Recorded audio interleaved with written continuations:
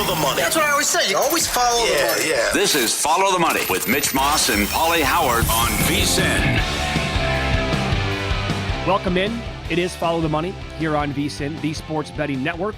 This show is brought to you by DraftKings. We're live in downtown Las Vegas from the Circa Resort and Casino. One more sleep until the start of the Masters for 2024. We have plenty of coverage on the program today, including Jeff Seeley with his best bets in an hour, Wes Reynolds, who's a golf betting dynamo here at VSiN, back end of the show today, and Paulie, tons on the NBA as well in the final week, final couple of games. We have another busy schedule tonight. The schedule overall is bizarre because, again, the no games on Saturday, this coming Saturday, no games this previous Monday due to the national title game in college basketball. So now it's all kind of condensed, and a lot of these teams are playing back-to-back tonight. But you think you know what's going to happen in this sport on a daily basis? You want to follow the money in this sport? If you tried to follow that yesterday, bankrupt. And I lost a couple of bets on the Suns last night. Well, it did pretty well, though, with that, other than the Suns game. I don't know what that was. That's inexplicable. You need the game. It's 35-4. That's the one that stands out like a sore thumb to me. I mean, yeah, from 3.5 up to 9.5. No Kawhi, no Harden. And you come out with your so-called big three, and it's 35-4 Clippers late in the first quarter. Oh. How does that happen in the NBA? To me, that's worse than a 30-0 run in college basketball. Yeah. You're paid millions upon millions of dollars, and there is kind of, it's important, right? All of these games for a team like Phoenix are important because you want to make the playoffs. You don't want to be in the play-in, and potentially the reward there is to play the Nuggets at some point, if you can squeeze into the 6. So they have to have all these games. Just because you have to have them doesn't mean you're going to win or cover.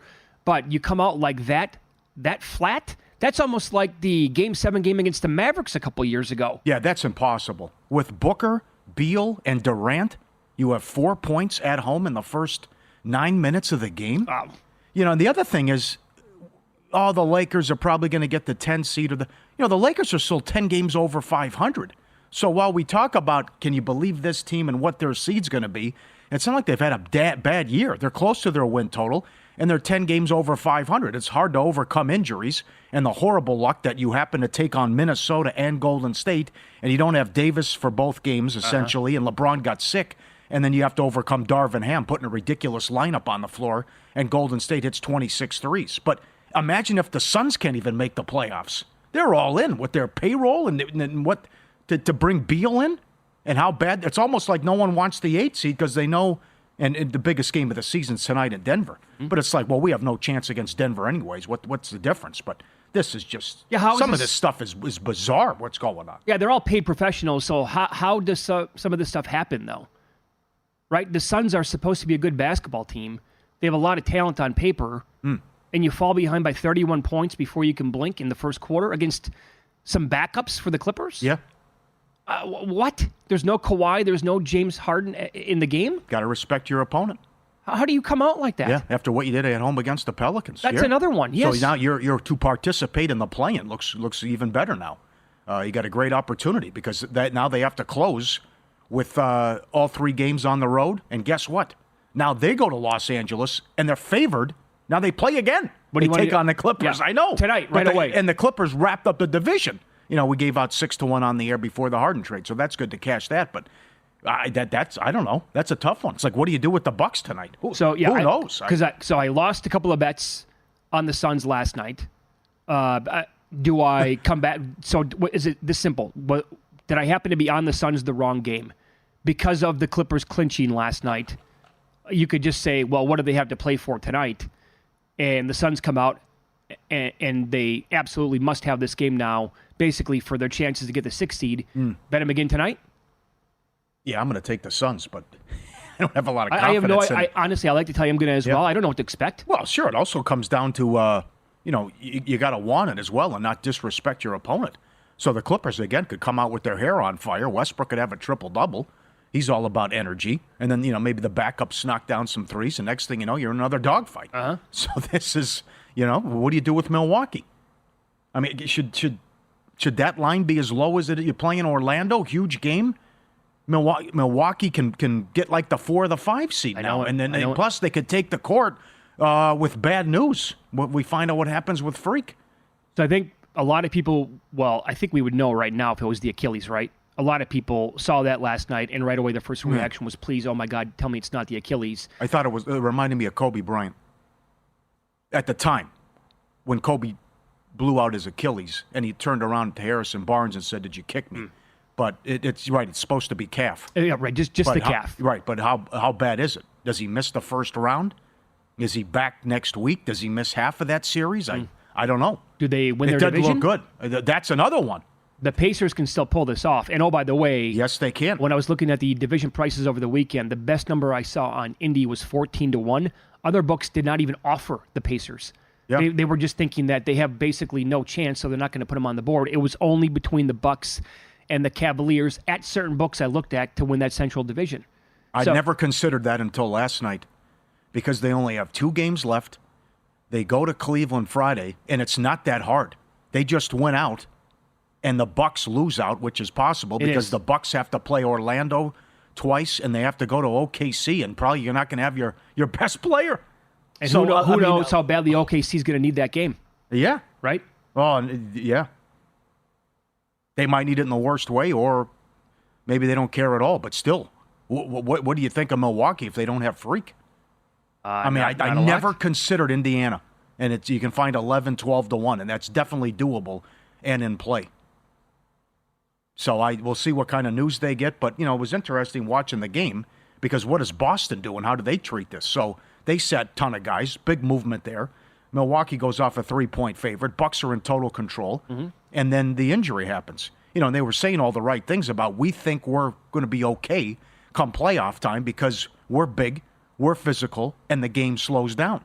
And they think that'll benefit us. And then the injury happens. Mm. So that's you got to wait and see what happens and what's the status in the update there. The thing I cannot believe is I was watching that game. Our kids, our children, we'll never see this again. 2 free throw attempts in the game combined. The Boston Celtics did not attempt a free throw. There were 5 free throw attempts in the All-Star game. The previous low, I think, was 12. I don't care. You could live till you're 250 years old. You'll never see that ever again. That'll never happen again in NBA history. They are the first team in history. Yeah. Can you believe that? Yeah. To shoot 0 free throws in a game. Oh, I believe it, yeah. Last night. 2 for the game. I know. And of all teams, the Celtics. Of all teams. Yes. And it's not like it was like a 160 to 155 game. Well, I mean, that doesn't even matter, I guess, where you just think there's got to be someone going attacking the rack and getting fouled. They did, however, the 2 teams combined to shoot 89 threes last night. Yeah, hello. And the Celtics shot more than 50.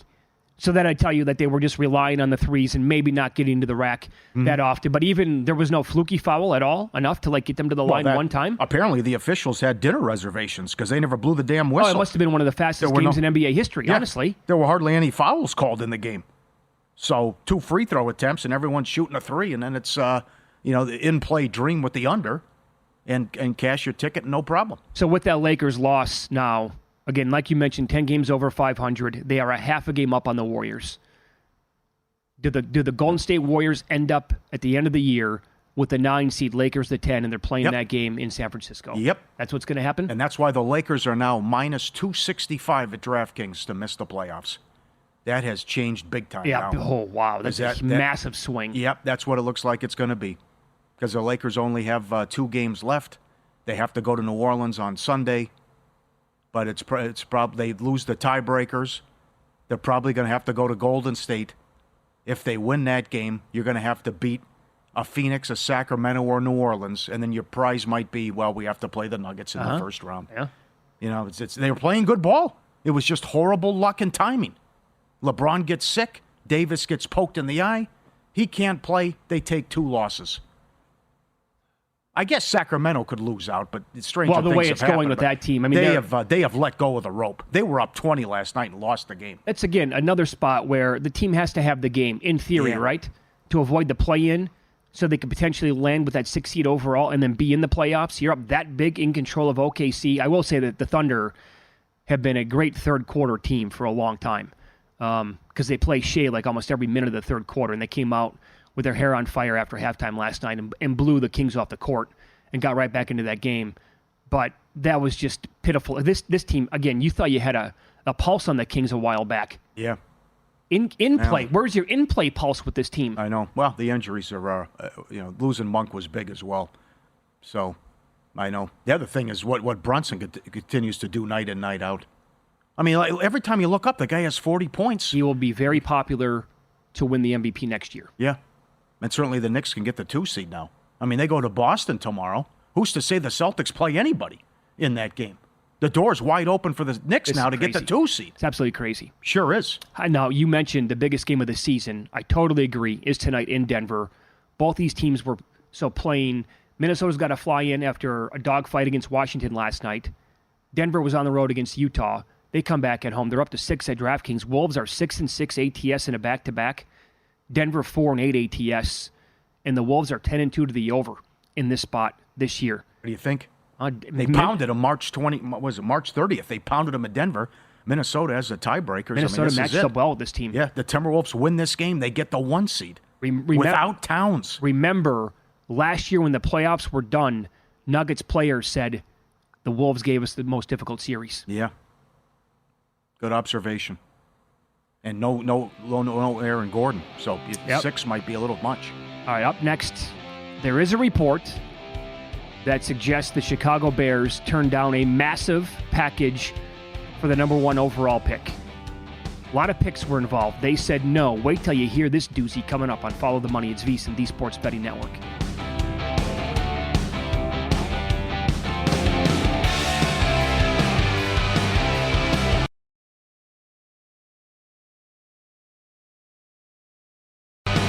Limited time offering 2 weeks of our exclusive betting splits for free. Just sign up, vsin.com/splits. It's updated with DraftKings odds every 5 minutes. You can check out future events as well. Take advantage, limited time offer, vsin.com/splits. Claim your free 2-week access to the betting splits. All right, we continue here with Jeff Seeley, Cupmaker Podcast. He is on the Progressive Guest Line talking about the Masters. He's on the Progressive Guest Line, and we'll get to his outrights here in a minute and his pick to win overall. First off, you said how you're going to fade Tiger in this tournament, specifically against Lefty. Who are some other big-name fades that you have this week, Jeff? Hey, guys, so Tyrrell Hatton has flat out said he doesn't like playing here, and he doesn't think it's fair. Finished 34th, 52nd, 18th, miscut, 56th, 44th, and miscut. We talked about course form. He has reverse course form. It's not good. So, I mean, I look at a guy, and if there's anybody who will let a golf course get in their head and tilt him, it's Tyrrell Hatton, right? So I'm going to be actively fading him. And then another guy I'm going to be fading this week who lost it for Koepka with his slow play last year is Patrick Cantlay. Irons have looked awful the past 2 weeks. Lost over 5 shots on approach over his last 2 events. 14th, 39th, miscut, and 17th is pretty good course form. But I'm off Cantlay at this price relative to his form. So no play for me there. I bet 3 guys for first-round leader the other day. They're some of them are bigger names. I bet Scheffler 12-1. They're also like their first-round scores are so good this year. I bet X-Man at 22-1, and I bet Shane Lowry at 45-1. Who do you like in that market? Yeah, 2 guys I like a lot, first-round leader this year. One is Justin Rose. Justin Rose always seems to get off to a good start, and he is number 2 in this field, and birdies are better at Augusta over the past 24 rounds. I mentioned Patrick Reed was first. Justin Rose is actually second. So I think he's a very interesting first-round leader play. And another guy who's played well here is in really good form coming in, and I could see get out to a hot start is Russell Henley. So he's another guy you might look at for a first-round leader. All right. Give us the list of names that you like that are considered bombs here. Let's go triple digits or higher. Sure. So first thing, guys, I've been giving him out for a year on this show, and I mentioned him 6 months ago at 300-1, Sepp Straka. Simply a bet on talent. Guy who's played here, finished 30th 2 years ago, proven he can perform well in a major when he finished runner-up at last year's Open. 16th at the Players a month ago. He's 180-1. I think Sepp Straka's worth some pizza money there. Nick Taylor, 200-1 on DK, plus 300, top 20. Won in Phoenix in February, and followed up with 2 more top 25 performances in his next 3 events. finished 29th here in 2020, so he has some experience. I like Nick Taylor, plus 300, top 20. Makes for an interesting matchup against Jaeger as well at plus 105. And then I mentioned a guy who popped in both of my models earlier, and that's Chris Kirk, who's 130 to 1. Won earlier in 2024, 14th in my statistical model, 8th in the form model, adds up to my 9th best overall play on the board, and a clear value at anyone over 100 to 1. I like Kirk as well in a matchup over Keegan Bradley at minus 120. So those are the bombs. Okay. I said it earlier. You got to get off Koepka here. So I know you bet him every single major, but I'm very concerned now being paired in the first 2 rounds with Harman. How concerned are you with that, with the slow play and the wiggle? Don't get me wrong. I mean, I don't disagree. I'm also concerned with this putting. It's been flat out awful. Since last July, he's lost an average of 2.5 strokes putting. He just switched to a new putter. I mean, the only thing from stopping that and Harman are the only thing stopping me from really betting more on him. I'm betting Koepka. I'm going to bet him again. I always do. But if there's anyone who can overcome these things, it's Brooks Koepka. What I think will be really interesting to see, guys, is where he is at the end of the day on Friday when he is, most likely not playing with Harman anymore. I think it'll be interesting to see who he gets paired with going into the weekend. Because certainly we know Koepka can make a run, and it wouldn't surprise me there. So keep an eye on him live if his putting is decent and he survives 2 rounds with Brian Harman. One other guy I like that's kind of 50 to 1 range, Cam Young, I think is a phenomenal top 10 play. Okay. I don't know if he can win, but I think top 10 at plus 350 or better has yet to close out a tournament on the tour, and I don't know that Augusta is the place for him to get his first win. But 3 top 10s in his last 6 events coming in, and 7th here last year. As good a ball striker as there is, plus 350 top 10 on Cam Young is really interesting. Maybe the most popular pick to win this week, for good reason, is Hideki, 22 to 1 or so. Simply on fire. Won the Genesis, 12th at the API, 6th at the Players, 7th at Valero. Won here in 2021. His last 3 rounds here, otherwise, he finished 16th, 14th, and 13th. Hideki top 20 minus 130, I think is amazing value. And guys, Jon Rahm was 8 to 1 here last year. He was 8 to 1 last year. He was the favorite. Now he's 12 to 1. It feels like a decent price. Since going to Live, Rahm is the only player to finish in top 10 in all 6 events. And here he's finished 1st, 27th, 5th, 7th, and 9th in his last 5 trips. Rahm is plus 120 or better to play top 10. I think that's the way to play Rahm this week. And then lastly, Scotty. I think if you're going to play Scotty, you play him top 10, which feels like a mortal lock, and you parlay that with something else. In my case, I did a Scotty top 10 parlayed with UConn money line for the national championship game, and ended up being at 109. So I think that's the way I'm approaching Scotty this week. Are you concerned at all with Scotty Scheffler and or Sam Burns, because this came out last night? Both of their wives are expecting babies. I think that's off a little bit into the future here, maybe 2 or 3 weeks from now. But if it happens early, both guys have already said they're going to leave the tournament to go be at the hospital with them.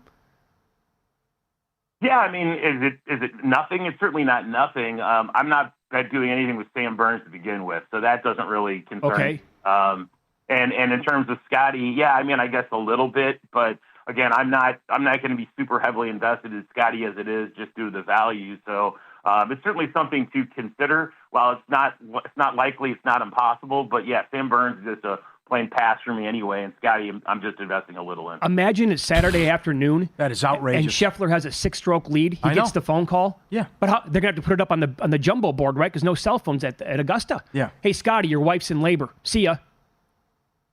Yeah. Look, I mean, crazier things have happened. I was just a few weeks ago. My buddy Eric Barnes was playing in San Antonio, and they had to come out in the course and tell his caddy that his wife had to have emergency surgery, and his caddy left with 2 holes left to play, and he had to find a new caddy like the next day.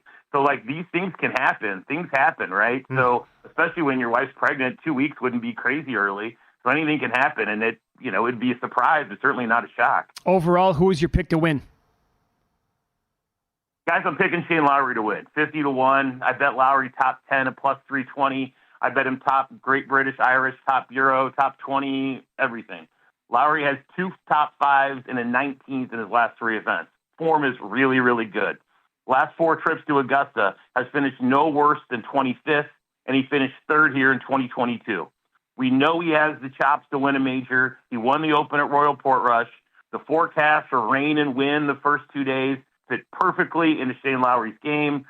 I know he's a little bit up the board, 50-1. Give me Shane Lowry to win the 2024 Masters.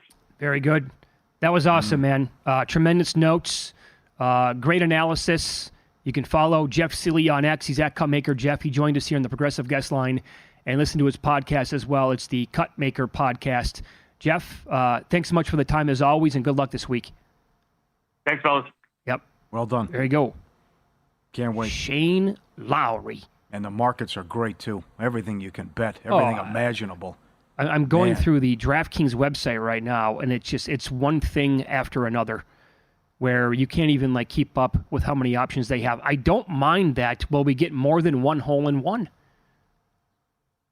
Yeah. I think that's pretty decent. Like a little more than that, but that's, not a bad price. Yeah. I'm not going to say who wears the pants in that relationship, but that's... The wife should understand. How many times can you be in position to win the Masters? If you're a busy bee and hop on the good foot and do the bad thing, you can knock out as many kids as you want. I would think. Can you imagine that? And what it means for in-play betting. Yeah. Where if the phone call comes in, hello, bun in the oven. I got to leave, guys. I'll see you later. There goes the 5-shot lead. I wonder here how much say the mother, really has. Or is it the golfer making the decision on his own, saying that this is more important than winning the Masters? We're not playing for milk and cookies either. This is a lot of money. Yeah, I don't know. Another one. I don't know their partners, obviously. I can't imagine that they would say, you have to be with me at the hospital rather than the Masters. Yeah. I think that they would probably understand what this event means. Yeah. And I guess it's a difference, too, between Scheffler and Burns. But, I mean, if you're Sam Burns, how many times are you in this position? No, I know.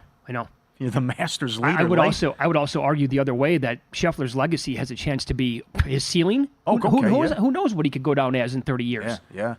20 years, whatever that number might be. Yeah. But also, we're hardcore sports nuts, and I'm anti-kids. I know. That's the family stuff comes second. All right, big NBA card up next. We have one of the biggest games of the entire year on the schedule tonight. We'll get into it coming up on Follow the Money. It's VSiN, the Sports Betting Network.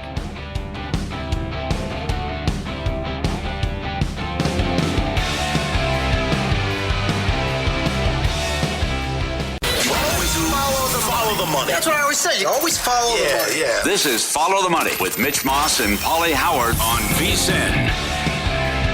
Welcome in. This show is brought to you by DraftKings, and we're starting this hour with some Major League Baseball as Jensen Lewis joins the program. He played with the Cleveland Indians back in 2007 to 2010. He's an analyst now on MLB Network Radio. He joins the program here on the Progressive Guest Line. Jensen, good morning. A pleasure to talk to you as always. How are you? Doing great, boys. Happy Masters Week, and I figured I would dress appropriately for the segment today. Love the shirt. Beautiful. There you go. Who's your pick to win? All right, so you obviously our good man Jeff Seeley on with you guys earlier, and I love following him. I'm rooting for chaos. I hope it's a long shot. I know he likes Shane Lowry and Hideki and Brooks, so I honestly would love to see Brooks there at the end, and I think it's going to be just a great tournament overall. Okay, so I love betting the Cy Young winner in the American League and the National League every single year. It is early on here, so I don't want to go too crazy. And I'll give you an example. I'm tracking those games online yesterday, and Corbin Burns was great again for the Orioles. And then Glasnow pitched a little bit later on, and he had 14 Ks, and it was absolutely brilliant. And I'm looking, and I'm going from book to book looking for Cy Young numbers. And then that idea popped in my head again that we talked about yesterday, and that is you need to dial it back here because of the news with Valdez and Bieber and Strider and Cole and others. At this point of the season, with what's going on, starting pitchers in their arms, do we need to dial it all back on futures, divisions, Cy Young, all of it for the most part? So, Mitch, I guess two ways to go about it. Number one, I would say if you're looking at Cy Youngs, that's disposable income. Assume you're not getting any of that back because you're right. Just with what we've seen here in the first 3 weeks or so of these starting pitchers going on with just literally elbow inflammation, let alone the big dogs that have the UCL reconstructions coming up. I really am blown away by just the last 2 years of guys. But I don't think I'm surprised. I was telling you guys in the break that I went through the Driveline program in 2012 with Trevor Bauer when we were teammates in Arizona in AAA. And I didn't do any of the med balls. I didn't do any of the plyos, but I did the long toss program. And I was his catch play partner every day when he finally came up to AAA. I think it was in May at some point. I was 89 to 91 miles an hour out of spring training. I was 93 to 95 miles an hour by the end of that season. So that's a 6-month timeline there. And that's a lot better as far as the ramp up, if you will. I think we're seeing some guys go too much too quick. And I think Dr. Keith Meister had talked about it yesterday. He's done already 70 ligament surgeries or operations just in the first quarter. Guys, the first 3 months of the year, 70. Wow. He did 230 all of last year. It's an epidemic. And I don't know if we have enough answers right now, but some of the tough questions are coming. And I think we're going to have to take a hard look at some of these programs that are really stressing the high velo, the high spin rates. It's been a big issue about why these ligaments are just blowing out left and right. Is there something to athletes are bigger, better, faster, stronger? Yeah, absolutely, Paulie. And I think for the human body, we all know just physiologically throwing a baseball is one of the worst things you can do to the body in general. And to me, I still believe that not enough is being done. And this is individual to individual, not speaking for everybody here. But as far as the recovery, Paulie, that is as paramount, if not most paramount for a pitcher. Okay. You need that body to be able to recover so that it can handle that increased workload. So when I used to watch Justin Verlander pitch, he would always start with the velo around low 90s, right? And then by the middle to the latter part of the game, he'd be touching 97, 99, 100 miles an hour. He would ramp up like you're talking about. I heard Adam Burke, who's a VSiN, he's awesome on the website here. He guests on several shows. He was on with Sharp Money yesterday right here on VSiN, and he said that the velocity in the first inning now, the average velocity in the first inning is higher than the average velo in the ninth inning, which when you think about it like that, to your point, right, all these guys are coming out of the gates and saying, I'm touching 100 right now. They're faster than closers, which is bonkers. Yeah, if you guys go back, I think Codified put out a post yesterday on social media about it. Go back to 2008, guys. That was my first full year in the big leagues. And look at average fastball velocity from the first inning through the ninth inning, to your point, Mitch. And now look at it just, 12, 14, 15 years later and see just the parabolic increase in it.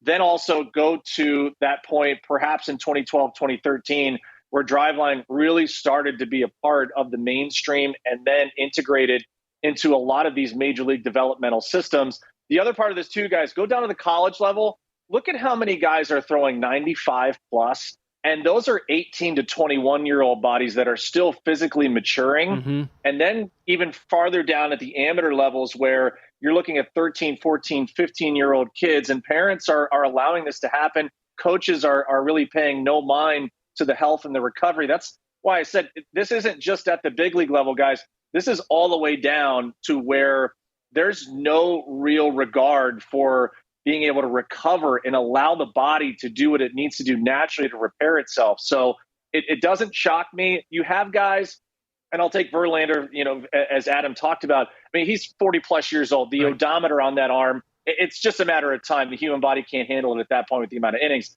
But I really feel that overall, as you look back here in the last 5 to 10 years, we got a serious problem with some of the processes. And then these designer pitches too, where you have the Rapsodo and guys can literally break down thousands of a frame to try and, tweak grips and things like that. It'll be there's tough questions coming, guys, much sooner than later. You had a cup of coffee as a closer.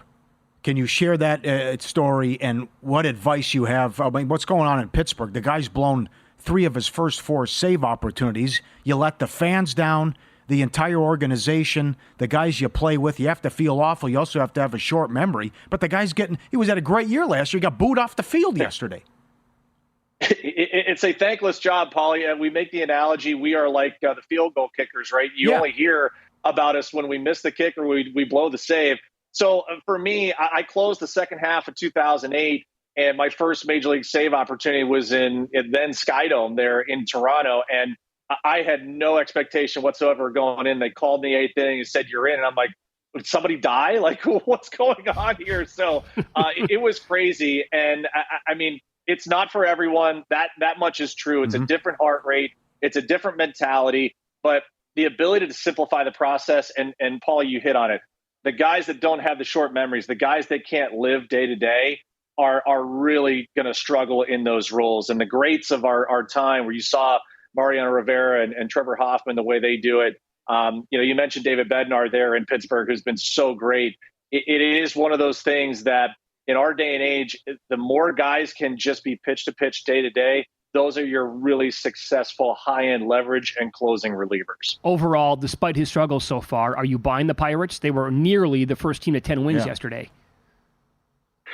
How about that, guys? I mean, I picked the Brewers to win the National League Central again this year. I did feel that Pittsburgh would take another step forward, just considering what they've done, not only in that rotation. You would expect Paul Skeens at some point this year, and with a healthy O'Neill Cruz, it's a different dynamic atop that lineup. That division's wide open. I mean, it's amazing to see what this offense has been capable of thus far. But again, you'll look back and see, okay, a couple of these blown leads in April. Does that mean the difference in September when every win counts? Yep. Okay, so you have your eyes on a first 5 total today involving which two teams? Yeah, I'll stay in the backyard here, boys, in Cleveland. Good pitching matchup today, a rubber match between the White Sox and the Guardians. You've got Eric Fetty and Tanner Bybee on the mound. It was blowing out like crazy yesterday. 7 total runs in that first inning. I think we would get back to the mean a little bit today.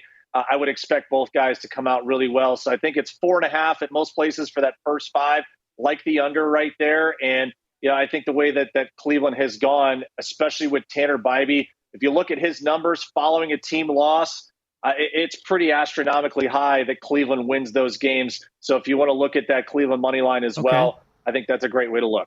You're going to get creative. You want to bet on a couple of batters to get a hit today, but you don't want to bet them individually. You want to parlay them. Who are they? Yeah, I would love an Isaac Paredes and a Marcell Ozuna just parlay just to get a hit.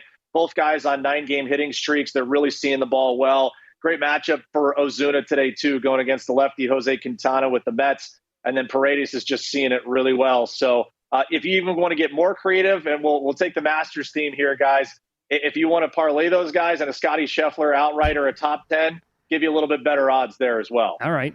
Do you like the Yankees? Do you love the Yankees? Are you calling them Fugazi? 10 wins already on the year, Jensen.